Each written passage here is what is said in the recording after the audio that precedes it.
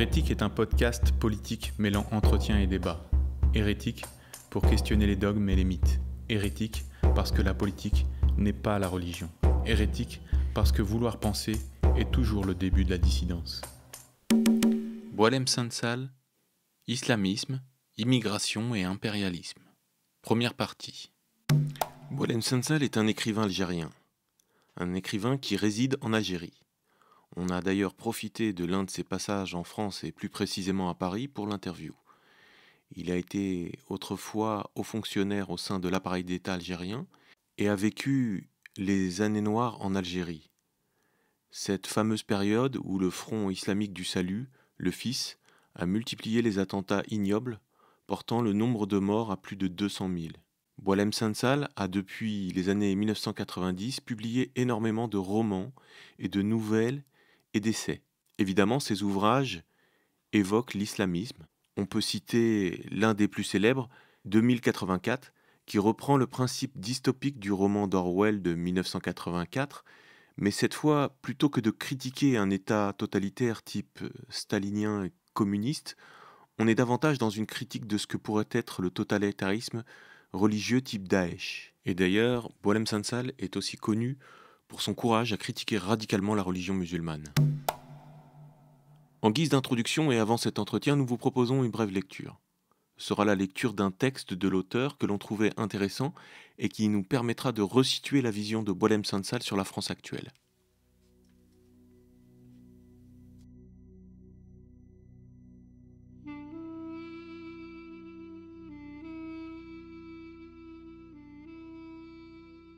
Où va la France ? Tribune de Boualem Sansal, publiée par Le Figaro le 25 mai 2021. La réponse est en grande partie dans la question. Si on se demande ce qu'on va devenir, c'est qu'on se sait malade, condamné, perdu, et plus, implicitement dit, incapable de nous s'en sortir par nous-mêmes. Il y a aussi, sous-jacent, comme un appel au secours. On espère, on attend, on gémit pour inspirer la pitié, sachant bien cependant que nos amis et nos ennemis de par le monde ont leur propre vision des choses. Il y a toujours beaucoup de réponses dans les questions. Il faut juste les trouver. Ce que, en l'occurrence, la question ne dit pas, c'est le nom de la maladie. C'est l'essentiel. Il paraît qu'on souffre moins quand on sait de quoi on va mourir. Je m'étonne que personne n'ait prononcé ce mot, Muqaddima. Il dit tout pourtant. Le mal dont souffre la France, le remède et la façon de l'administrer. Muqaddima est le titre d'un texte dans lequel son auteur, rien de moins que l'immense Ibn Khaldoun, explique comment naissent et meurent les empires. Il devrait être le livre de chevet de tout Français qui craint pour l'avenir de ses enfants et de son pays. Ce génie, chez qui le lecteur attentif trouvera un peu de Montaigne, un peu de Montesquieu, de Tocqueville et de Machiavel, qui a vécu au XIVe siècle et qui fut conseiller ou ministre de moult rois et roitelets de l'Empire musulman, jusqu'à l'immense et terrible Tamerlan, nous apprend dans sa monumentale œuvre, le livre des exemples, que les empires se construisent en désarmant leur population, en brisant les solidarités traditionnelles qui assurent sa cohésion sociale, en livrant aux agissements des services publics poussifs et arrogants afin de la rendre dépendante du centre omnipotent et de la terroriser même pour prélever toujours plus d'impôts. Ce faisant, il se condamne car fatalement il verse dans la dictature et lève les tempêtes de colère qui viendront les balayer. Il nous apprend que pour mater les révoltés, ils seront obligés d'enrôler les tribus guerrières de ces confins ou des mercenaires étrangers, puis de solliciter les États voisins pour mater les tribus et les mercenaires qui, profitant de leur faiblesse, leur disputent le pouvoir. S'ils ne peuvent d'aucune manière s'en débarrasser, il leur ouvre une voie pour acquérir une place dans le cercle du pouvoir, avec l'espoir de les voir se civiliser et s'intégrer. C'est cela qu'a fait la France. Au sortir de la Seconde Guerre mondiale, elle a appelé la main-d'œuvre maghrébine et africaine pour reconstruire son économie, puis, ne pouvant la renvoyer après service rendu, lui a ouvert la voie de l'installation, assimilation, intégration, pour faire de ses membres des citoyens scrupuleux. Devant l'échec de la démarche, elle a sous-traité ses pouvoirs de la police et de gouvernement aux islamistes, afin de rétablir l'ordre dans les territoires perdus de la République gangrénés par la délinquance, le séparatisme et le satanisme. Cercle vicieux. Après avoir enrôlé les islamistes pour sauver les banlieues de la grande délinquance et attribuer reconnaissance et titres de noblesse à leurs représentants encravatés, la France et l'Europe en appelèrent aux États d'où sont originaires les envahissants islamistes. Algérie, Maroc, Tunisie, Libye, Turquie, Tchétchénie, etc. pour garder leurs frontières extérieures et faire que leur religion cesse de se répandre partout dans le monde.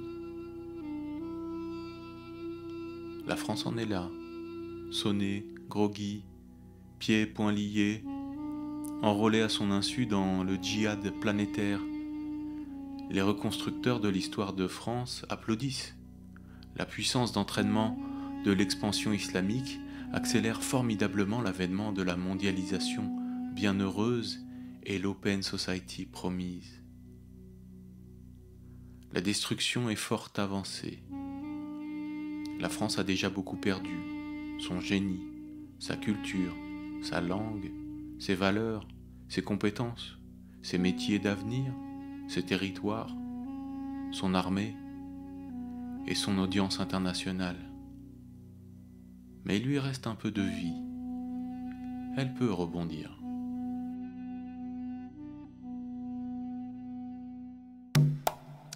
Boualem Sansal, bonjour. D'abord, un grand merci d'être avec nous, d'avoir accepté notre invitation, puisque vous êtes connu mondialement, que nous sommes un tout petit podcast presque confidentiel. Donc vraiment, un grand merci d'être avec nous. Nous allons discuter de 3 points au fil de l'émission. Le premier sur la question de l'islam et de l'islamisme, assez classiquement. Le deuxième sur la question des migrations et de l'immigration. Et la dernière partie, nous parlerons de la problématique de l'empire d'Ibn Khaldoun. Et en off, vous nous avez appris que vous connaissiez les thèses de Gabriel Martinez-Gros, que nous avons invité le mois dernier, précisément, pour une émission qui était passionnante. Donc, on va avoir une continuité entre les émissions. Première question, assez classique, et plutôt lancinante même en Occident, la différence entre islam et islamisme. C'est toujours difficile, c'est toujours spéculatif. Et je voudrais introduire la question en citant deux personnes de culture arabo-musulmane. Ferhat Meni d'abord, qui a une sentence qui est très connue, disant que l'islam, c'est l'islamisme au repos, et que l'islamisme, c'est l'islam en mouvement, et qu'au fond, c'est une seule et même affaire.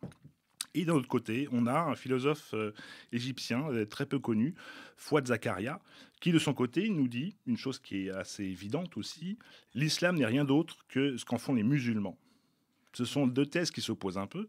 De quelle manière vous placez? Comment vous interprétez? Alors, d'abord, il faut noter que ce distinguo entre islam et islamisme est purement occidental. Dans le monde musulman, on est surpris, on se dit, mais qu'est-ce qu'ils entendent par islamisme? C'est lié au comportement des gens? Non. Inexistant. Nous ne connaissons dans nos pays que des musulmans, les bons musulmans. Alors aussi, que veut dire bon? C'est une qualification comme ça, une sorte de consensus. On va dire monsieur un tel est un bon musulman, il va à la mosquée, il est honnête, il est ceci, le bon bourgeois, le bon père de famille. Voilà, pour ça, c'est le bon musulman. Et le mauvais musulman, C'est soit quelqu'un qui ne pratique pas, qui ne respecte pas les traditions, qui fait pas le ramadan, ou qui mange devant les gens par provocation, pour afficher sa liberté, qui ne respecte pas les us et coutumes. Ça, c'est le mauvais musulman. Et là-dedans, on met aussi les violents, ceux qui, des voyous. Mais ça n'a peut-être pas forcément de lien avec la religion. C'est parce que c'est un voyou. On on dit qu'il est mauvais musulman parce qu'il est voyou, il est perçu comme étant un voyou. Voilà. Après, il y a des petites nuances par-ci, par-là, mais quand le mot islamisme est né en Europe dans le temps, d'abord, on n'en avait jamais entendu parler, mais c'est récent, quoi. On va dire que c'est depuis un siècle à peu près qu'on commence à entendre parler d'islamisme. Alors on a fini par, on nous a expliqué, donc les Occidentaux nous ont expliqué que c'est juste pour unifier le langage. Il y a le judaïsme, le christianisme, le bouddhisme, et votre truc, il n'y a que vous qui avez un truc qui est très difficile. C'est quoi? Et donc, islamisme dans l'esprit des Occidentaux dans le temps, c'est partisan de l'islam, tout simplement. C'est quelqu'un qui est... Les musulmans disent, ils parlent de leur religion, ils la nomment islamisme, et nous on a ajouté les pratiquants de l'islam. Voilà, c'est tout. Et puis bon, pour des raisons, probablement, c'est qu'à un moment donné, les tensions entre musulmans et les occidentaux commençaient à être... Il faut faire attention, il faut la colonisation, enfin bref, les choses ont commencé à changer. Et pour ne pas gêner peut-être les musulmans, qui disaient, mais nous, qu'est-ce que vous nous racontez? Nous, on est des musulmans. Et voilà, donc on a donné à l'islamisme une autre définition. Si je peux illustrer ce que vous dites, lorsqu'on discute avec des Maghrébins, très souvent, ils nous disent effectivement que l'islamisme, c'est une chose qui n'existe pas. Alors, il y a beaucoup de choses derrière, mais pour eux, cela n'existe pas. Et effectivement, dans les pays musulmans, je crois qu'il n'y a pas de mot pour désigner les islamistes. Par exemple, on parle des talibans, mais un taliban, c'est juste un étudiant. C'est quelqu'un qui étudie. Oui, c'est ça. On parle des frères musulmans, Le mais ce sont des vocabulaire frères. islamique qui tourne autour de ces questions vient de l'Occident. C'est ça. Dans nos pays, la chose est hyper simple. Il y a ceux qui sont musulmans et ceux qui ne le sont pas. Enfin, les bons et puis les mauvais. C'est tout. Donc, et puis bon, on essaie de comprendre ce que les Européens entendent par... alors ça change d'un pays à l'autre, hein. Les anglo-saxons et les Américains, pour eux, l'islamisme égale l'islam. Pour eux, c'est clair. C'est pas... Alors, en français, pour des raisons comme ça, pour ne pas gêner, parce qu'il y a des communautés importantes, puis il y a des clivages politiques venant de la colonisation, enfin bref, plein de choses, font qu'on fait attention et on a créé ce distinguo juste pour dire, attendez, on n'est pas en train de parler de vous, les bons musulmans, on est en train de parler de ces voyous-là. Mais comment les bons musulmans voient les djihadistes dans ces cas-là? Comment ils les comprennent? Ce sont des musulmans un peu trop musulmans, un peu trop radicaux, un peu trop littéralistes? Alors là, il faut faire un peu d'histoire. Non, c'est tout à fait admis. Hein. Alors, il faut remonter quelques siècles, mais on va essayer d'aller très vite. Hein. Donc l'islam était jusqu'au XIIe siècle, XIIIe siècle, jusqu'à la conquête du Moyen-Orient par les Mongols, qui ont détruit Bagdad, détruit tout ça.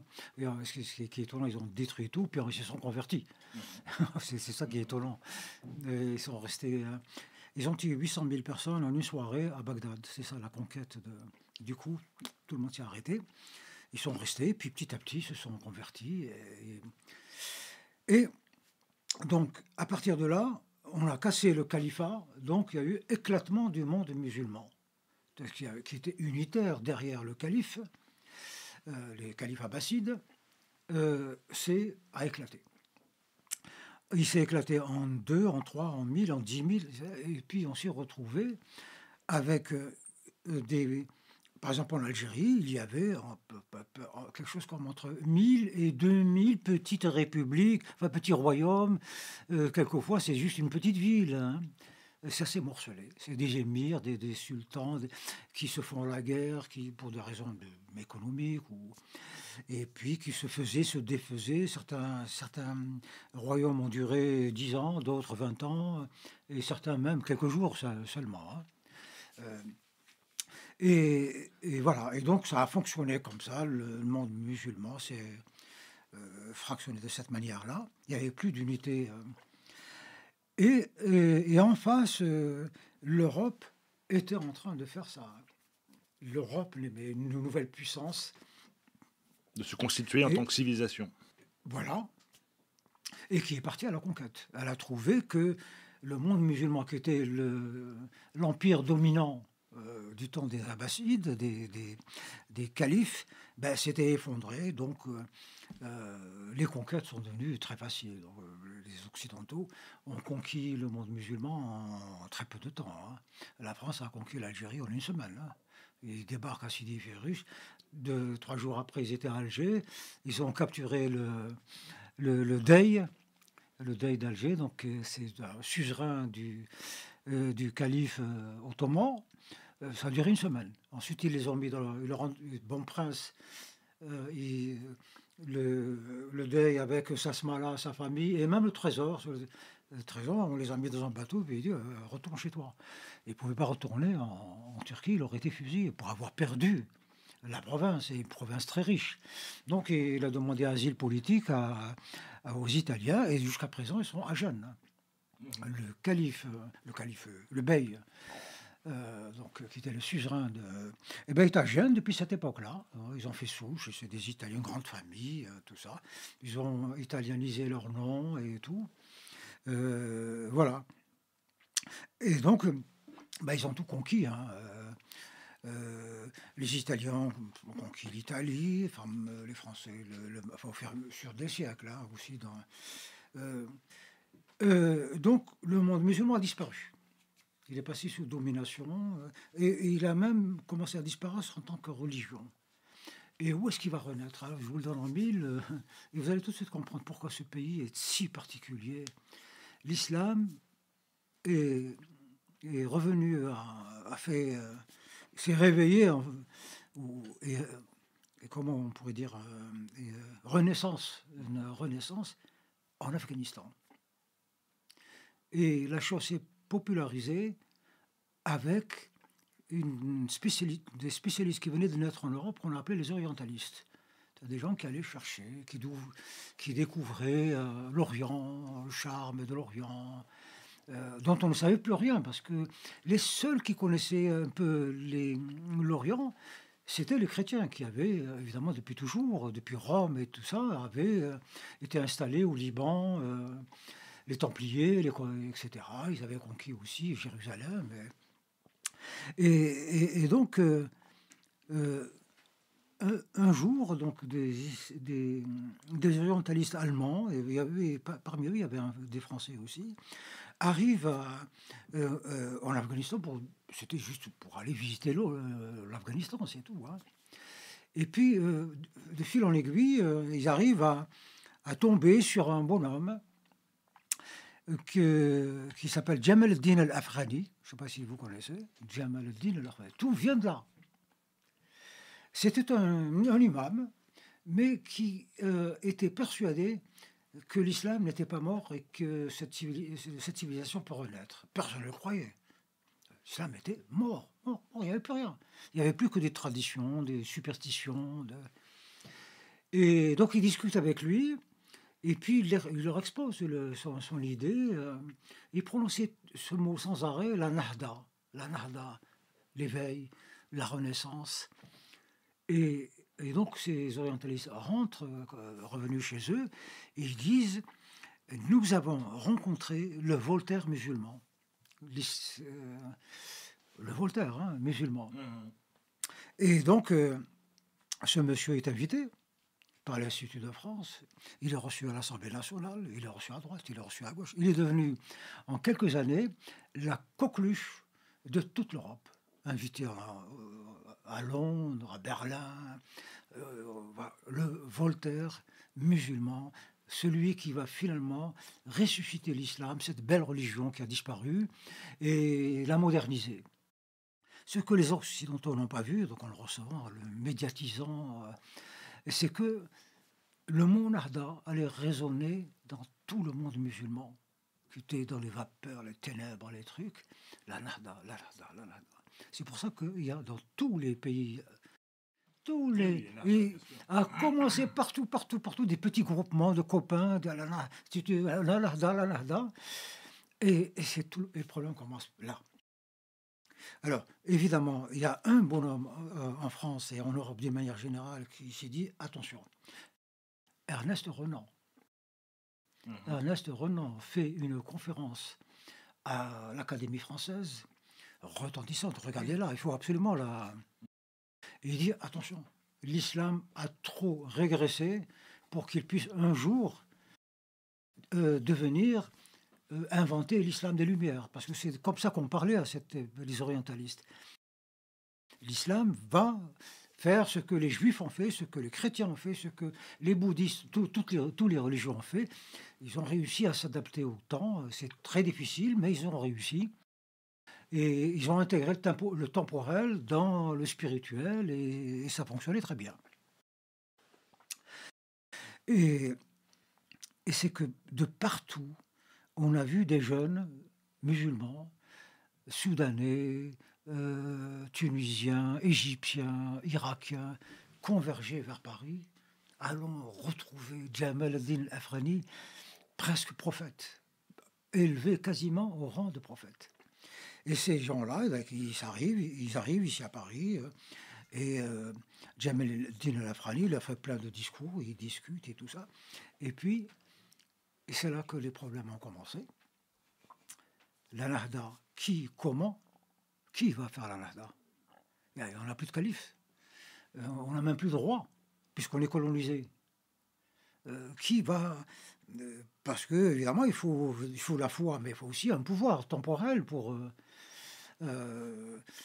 et donc, qui va faire ça? Et par quelle méthode? Et c'est là que...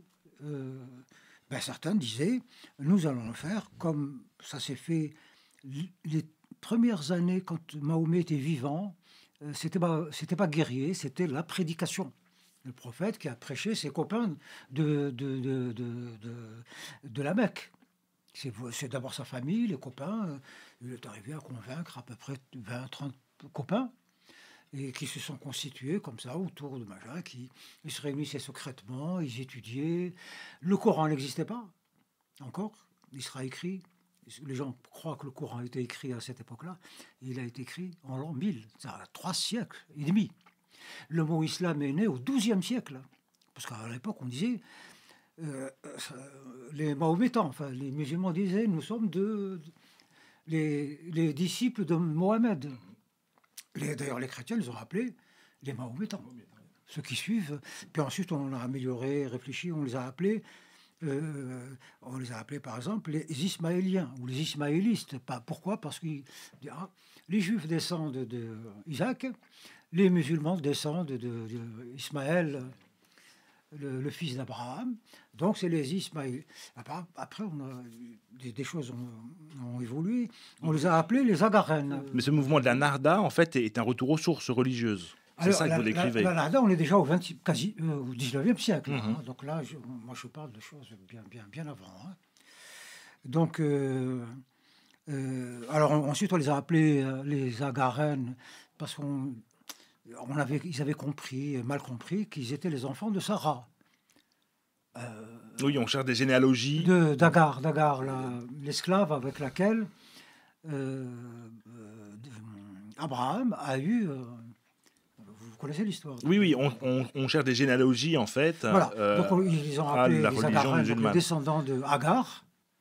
Ensuite, on les a appelés les Saracènes, disons, parce qu'en fait, Sarah, c'était sa vraie mère. Saracène vient de Saracen, qui est devenu Sarrazin plus tard. Donc, au départ, on était dans c'est quoi? C'est donner des noms. À un moment donné, il a fallu donner un nom à ce livre qui n'existait pas, qui a été écrit au Xe siècle. Mais il y avait quand même des petits trucs qui circulaient. du temps du calife Omar, on avait commencé à écrire un certain nombre de choses. Qu'est-ce qu'on a retenu comme nom? On a retenu un nom tout à fait banal, qui dans la langue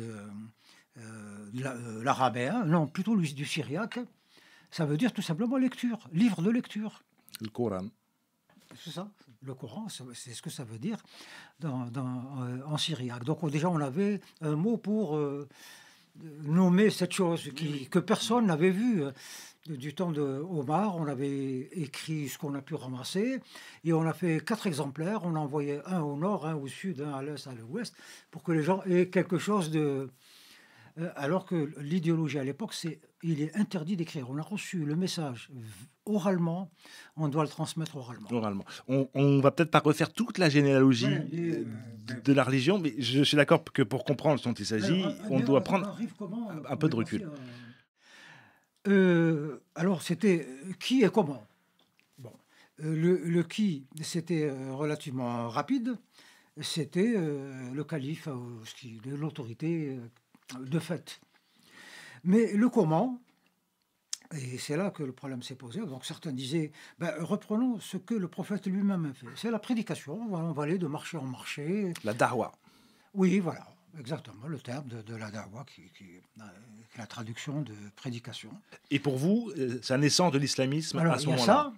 Non, c'était... Certains disaient, oui, mais ça, la dawa a fonctionné parce qu'elle est faite par le prophète lui-même. Nous, qui va nous écouter? Personne ne va nous écouter. Donc on va un peu les forcer. Donc ça a été... le djihad, c'est-à-dire, voilà, c'est par l'épée. On conquiert de nouvelles populations, et puis on dit, mets-toi à genoux et récite la shahada. Tu récites la shahada, tu es tranquille, on ne te fait rien. Et donc, ça s'est fait comme ça. C'est le djihad en tant que prédication, on va dire, musclée. Et puis plus tard est né... parce qu'à un moment donné, dans le courant musulman, il y a une sorte de bénédiction. On venait de découvrir les Grecs. On a mélangé l'islam avec les philosophes grecs et tout ça. Et est née la Moutazila. C'est-à-dire qu'on a ajouté à la fois la loi, la raison. Ça a duré 20 ans. Hein. Les Moutazilis. Oui. Voilà. Et c'est reparti plus tard en disant... on va propager l'islam en faisant ce que les Occidentaux, les chrétiens ont fait, les Lumières, d'où l'idée de « inventons l'islam des Lumières ». Donc aujourd'hui, on a en compétition quoi? On a ceux qui font de la prédication, les mosquées, les trucs, etc. Ce courant est très puissant. Nous avons le courant musclé, c'est obligatoire, c'est les États en Algérie, on n'a pas le droit de ne pas être musulman. Voilà, il ne faut pas manger le ramadan, il ne faut pas... Donc il y a une coercition. Et puis il y a ceux qui utilisent vraiment les armes pour convertir les chrétiens, etc. Et puis il y a cet islam de lumière qui essaye, avec en France, vous avez, comment s'appelle-t-il, Abdelwahab Medeb, Malek Chebel, et leurs disciples, parce qu'ils ont aussi la disciple, Mohamed Al-Koun. Mais c'est un mouvement qui n'a pas vraiment d'écho dans il a le un musulman écho chez les français en intellectuels, général. mais il a surtout un écho chez les intellectuels chrétiens. Qui se disent, c'est très beau le projet, l'islam des Lumières, parce qu'ils disent l'islam au départ était un islam des Lumières. Et qui a été fourvoyé. Qui a été fourvoyé. Alors voilà, on est en compétition, ces méthodes. Alors évidemment, les choses évoluent d'un pays à l'autre, c'est un peu différent. L'Allemagne, c'est tout autre chose. Aux États-Unis, c'est tout autre chose. Là, on est en France, donc il y a la prédication qui est orchestrée par les pays d'origine, donc l'Algérie, le Maroc, la Tunisie, etc., qui mettent beaucoup d'argent pour construire des mosquées, former des imams et tout ça. Et puis, les Lumières, bon, il y a eu quelques... Comme en France, vraiment, l'islam des Lumières, on peut le dater, c'est donc Mohamed Harkoun, qui est en France depuis 40 ans, Sorbonnard. Et il a créé cet islam des Lumières, l'esprit critique, introduit dans l'islam l'esprit critique, et puis de modernisation. Il faut le réformer. On ne peut pas fonctionner sur un texte qui a été écrit au Xe siècle. Hein. Donc il faut... bon, ça marche que chez les intellectuels français, quoi, ou peut-être aussi musulmans. Et vous pensez que l'islam est réformable, vous? Moi, pour avoir vraiment beaucoup discuté, avoir beaucoup étudié ces choses-là, et puis avoir discuté beaucoup avec les Medeb, les Mohamed Harkoul et d'autres, ici et là, c'est trop difficile parce que l'islam, c'est à un moment donné, a fusionné avec, normalement, c'est son antithèse, c'est la politique. Donc, la colonisation, l'indépendance, l'islam a été utilisé comme mouvement d'émancipation par rapport aux colonisateurs, pas par rapport à un truc. Du coup, il a pris beaucoup de politique, et de la politique pas de bonne qualité. Je veux dire, c'est vraiment c'est dictatorial, modèle soviétique, modèle ceci, modèle cela. Et donc là, il s'est marié avec la politique. Et il n'y a plus moyen maintenant. C'est d'ailleurs pour ça qu'on parle d'islam politique. C'est parce que il parle en politique. Est-ce que l'islam n'a pas toujours été politique? C'est une religion qui a toujours régi des pays et des régions qui étaient sous sa domination. Est-ce que au fond, alors la ce nouveauté, n'est pas... c'est celle-ci. Hein. La nouveauté, c'est celle-ci, c'est que l'islam a toujours été chez les siens, quoi, dans son milieu naturel. Et phénomène donc du XXe siècle, c'est que l'islam débarque dans des terres qui ne sont pas les siennes. Et il trouve là, il y a une histoire. Il y a des religions, il y a des croyances. Que faire avec? Alors, on peut essayer de dire, bon, on va s'insérer là-dedans autant que faire se peut. Comme on peut dire, non, on continue à faire de la prédication, le djihad. Et il ne faut pas oublier que l'islam met à la religion de tous les musulmans l'obligation de convertir. C'est ça, on dirait même que c'est sa seule mission. Le prosélytisme est quasiment un des piliers de l'islam. C'est un des piliers de l'islam. Je sais pas, c'est le pilier de l'islam. Donc lui, il doit évidemment, il a récité la profession de foi, il est là, il applique l'islam comme il le sait. Ça dépend des régions. S'il est chez nous, c'est l'islam sunnite, malikite. Donc il y a une jurisprudence là derrière et des lois qui sont spécifiques au Maghreb. L'islam hanbalite, qui a donné ensuite le wahhabisme, c'est le littéralisme. On n'interprète pas. On n'interprète pas la parole de Dieu. On ne change même pas la virgule. C'est péché. Alors il faut le prendre en tant que tel. C'est le littéralisme.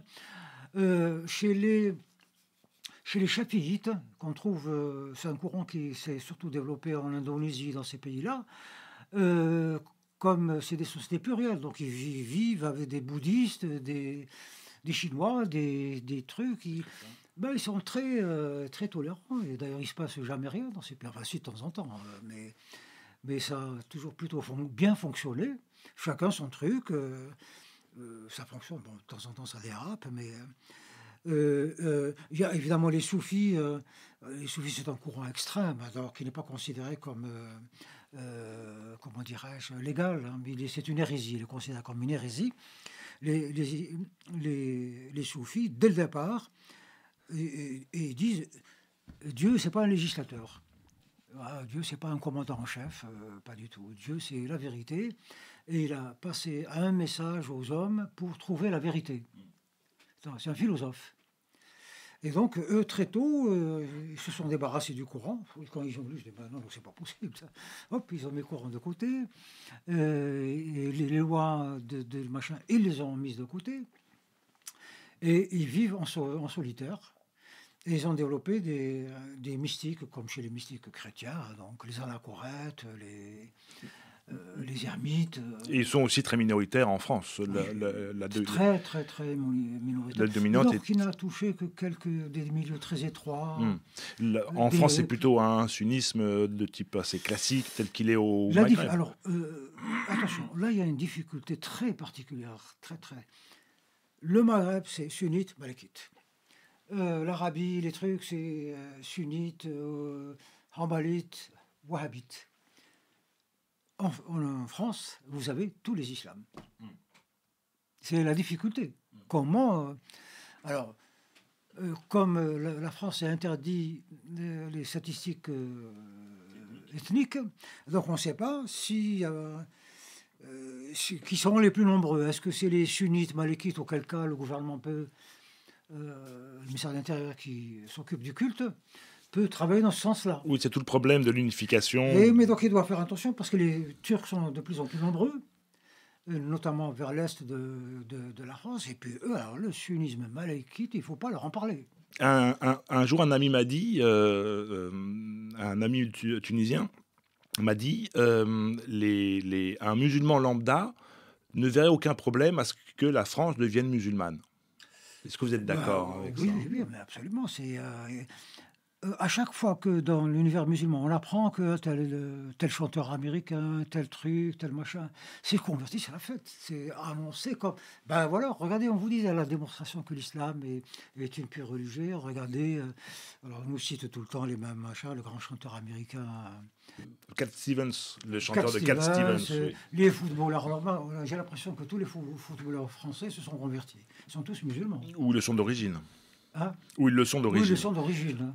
Et dans beaucoup de milieux, maintenant, les gens se convertissent. Et ils sont vraiment utilisés comme des éléments de propagande. Donc on en parle tout le temps dans le monde musulman. Quand tu veux, un tel, X, Y et Z. Et même, on va quelquefois plus loin, on dit un tel s'est converti, mais pour le moment, il le cache. Donc, par exemple, on me raconte, en Algérie, beaucoup de gens sont archi convaincus que Depardieu est musulman. Surtout qu'il l'avait dit lui-même. Ah oui. Il a demandé la nationalité algérienne, il était reçu par Bouteflika, c'était son grand copain. Il a acheté des vignobles, c'est le gros producteur de vin en Algérie. Ouais. Avec Carole Bouquet qui a acheté d'immenses vignobles. Et donc, puis il avait dit aux Algériens, à la télévision, la radio, l'islam, c'est merveilleux. Moi, depuis que je lis le Coran... donc, du coup, on a conclu qu'il s'était... Et alors, il y a plein de choses comme ça qui circulent, des légendes. Et en même temps, il y a un paradoxe, parce que si les immigrés ici apportent leur culture, et que cette culture devient dominante, la France risque de ressembler au pays dont ils proviennent. C'est-à-dire qu'il risque d'y avoir une importation. C'est déjà le cas. Donc, moi, quand j'ai écrit mon premier roman, et donc j'ai beaucoup enquêté, encore c'est déjà 25 ans, depuis les choses se sont beaucoup aggravées. Hein. Et j'ai interviewé beaucoup de gens, j'ai rencontré... et j'ai d'abord fait aussi cette enquête en Algérie, je l'ai faite en Allemagne, dans beaucoup d'endroits. Il s'est enraciné, voilà. Alors, une petite digression, c'est que quand on avait dit qui fait la Nahda de l'islam, donc on avait parlé des différents il y a eu une volonté. Donc on a vu arriver l'islam en France, il s'est développé par l'immigration, par le regroupement familial, par les influences extérieures, par les influences notamment anglo-saxonnes, parce que là-bas on se convertit en masse. Aux États-Unis, c'est en masse. Hein. Il y a des petites villes qui sont maintenant aux États-Unis, une, je ne me souviens pas du nom, où tout le village s'est converti. C'est tout le village. Donc on assiste à des... comme Jean-Baptiste qui bénissait des foules entières. Et bien aux États-Unis, il y a un village ou un quartier d'une ville qui se sont convertis en masse. Tout le village, ils sont partis à la mosquée, ils ont tous récité la shahada. Alors, c'est que l'islam, faisant souche en Occident, s'est posé aux musulmans et aux pays, évidemment, qui recevait ces gens-là, une question super grave. Cet islam, est-ce qu'il est, comment dirais-je, est-ce qu'il est légitime? Est-ce que l'islam né parmi les juifs, les chrétiens, les homosexuels, est-ce qu'il est valide? Et donc, à un moment donné, il y a eu instruction donnée par les religieux, tout ça, vous leur disant, vous n'êtes pas, si vous voulez être musulman, rentrez dans votre pays. Parce que là, vous êtes dans une société pourrie, ils boivent, ils se droguent, homosexuels, patati, patata, l'islam ne peut pas pousser là-dedans. C'est même un commandement coranique, je crois, la hijra, le retour, oui. Le fait de vivre sur une terre d'islam et de ne pas la quitter. Et alors, il permet, évidemment, quand on ne peut pas faire autrement, par la taqiya, donc c'est... La ruse. Il faut pas... Parce qu'ils peuvent te tuer, ils peuvent, quand tu es minoritaire, donc ils peuvent faire de toi ce qu'ils veulent. Et donc, tu te caches un peu, tu pratiques en cachette. Mais inversement, c'est que cet islam lui-même, maintenant avec le temps, s'est émancipé de ses sources. Et ce qui était islam en France est devenu islam de France. Il est maintenant détenu par des gens nés en France et qui sont français, qui se sentent français, pas du tout algériens ou pas du tout égyptiens. Mais est-ce réellement un islam spécifique? Alors, justement, il est spécifique, effectivement. D'abord, il n'est pas basé sur réellement le Coran, mais sur comment dirais-je, un truc oral, quoi. Ils ne connaissent pas l'arabe, donc ils ne lisent pas le Coran. En français, ils ne le comprennent pas. Et donc, c'est un islam, je ne sais pas comment on ne peut pas le qualifier. Mais vous parlez là de la grande masse des croyants, en tout cas d'une partie des croyants. Il y a malgré tout une minorité extrêmement agissante qui est constituée d'idéologues, et je pense notamment à tous les réseaux des frères musulmans, qui prêchent à longueur de temps, qui prêchent en arabe et en français dans les mosquées, et qui, pour le coup, sont les acteurs d'un islam de traditionnel, ou en tout cas d'origine maghrébine, très clairement. Ce n'est pas un islam de France, c'est un islam qui est importé en France. Et par les imams algériens, turcs, tunisiens, pas du tout, marocains. Pas du tout du Maghreb. Les frères musulmans, dans tous les pays du Maghreb, sont persécutés avec la dernière... Non, il y a bien sûr des clandestins, la taqiya avec... il y a effectivement des frères musulmans, mais pas du tout. Le monde arabe a persécuté les frères musulmans avec la dernière... En tout cas, c'est pas Nasser les pendait matin et soir dans le Soudan. Oui, enfin, c'est pas du tout le cas aujourd'hui. Et en France, encore moins. En France, les frères musulmans ont un tapis rouge devant eux. Donc, qu'est-ce qu'ils ont fait, les frères musulmans? D'abord, c'est né en Égypte. C'est né en Égypte, et là, à une certaine époque, ça a vraiment très bien pris. Créé en décembre, je crois, 1928, 6 mois après, ils étaient en Égypte déjà 3 millions, et 6 millions dans le monde. Pourquoi? Parce que ils ont ajouté à la prédication ce que le communisme international a produit, c'est l'agite propre. Et plutôt que de convertir les gens, on va faire du social avec eux. Et ils ont développé donc un savoir-faire extraordinaire. Alors ils sont riches, ils ont je ne sais pas combien de banques dans le monde. Je crois que c'est l'une des plus grandes capitalisations dans le monde. Parmi toutes les grandes banques, là, les Rothschild et tout ça, c'est les banques détenues par les frères musulmans. La moitié de la cité leur appartient.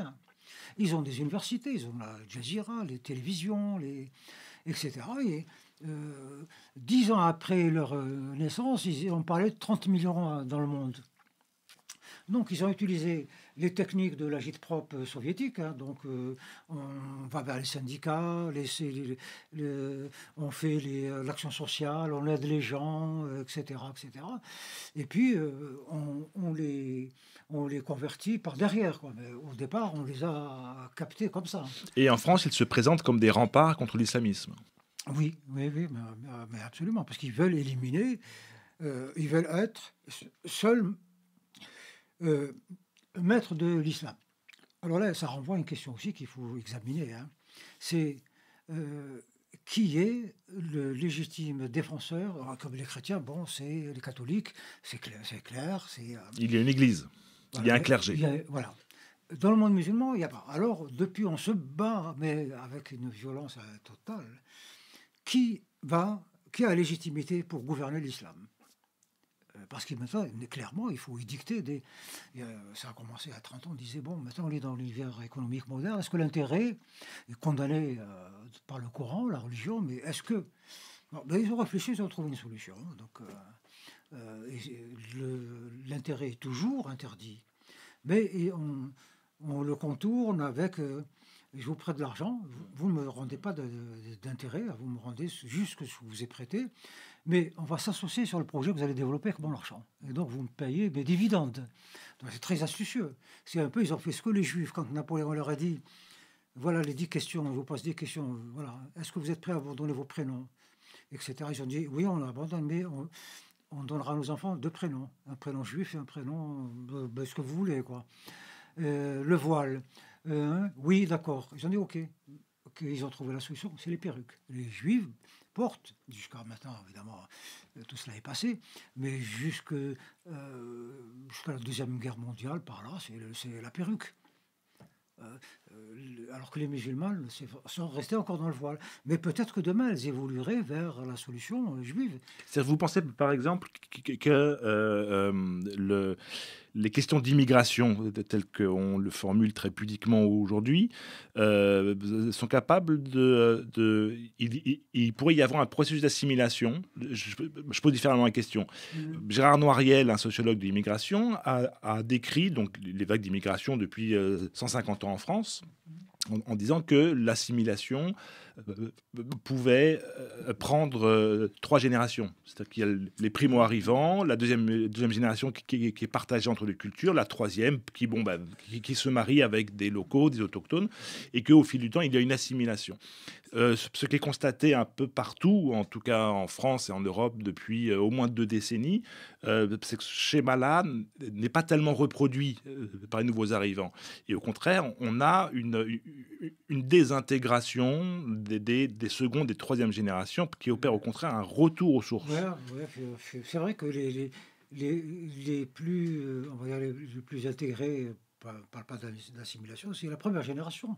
C'était des ouvriers, illettrés pour la plupart, ils vivaient entre eux, ils dérangeaient personne, mais ils ont accepté les lois françaises. Il faut conduire à droite, on conduit à droite.